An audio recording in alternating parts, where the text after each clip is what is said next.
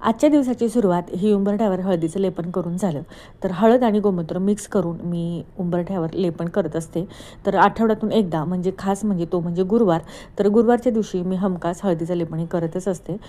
दारात रांगोळी काढली आणि नंतर स्वामींची छान अशी पूजा केली. आठवड्यातून एकदा तरी मी स्वामींच्या केंद्रामध्ये जातच असते. म्हणून आज होता गुरुवार आणि गुरुवारी तर मी हमखास जातेच.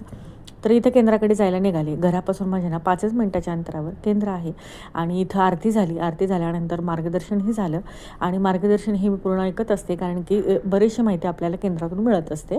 ते झाल्यानंतर घरी आले आणि इथं मी नाश्ता केला नव्हता कारण की केंद्रामध्ये जायचं होतं. म्हटलं स्वामींचं दर्शन घेऊनच आल्यावर नाश्ता करूया. म्हणून ओट्स नाश्ता केल्यानंतर इथं किचन क्लीन करायला घेतलं. आता 8 दिवसातूनच ही शेगडी मी धुते कारण की गॅस शेगडी जिथून घेतली ना त्यांनी सांगितलं होतं शेगडी सारखी पाण्याने धुवू नका, ती खराब होते. म्हणून मी बर्नरवर बघा अशा पद्धतीने वाट्या ठेवल्या आणि नंतरच ती शेगडी स्वच्छ धुवून घेतली.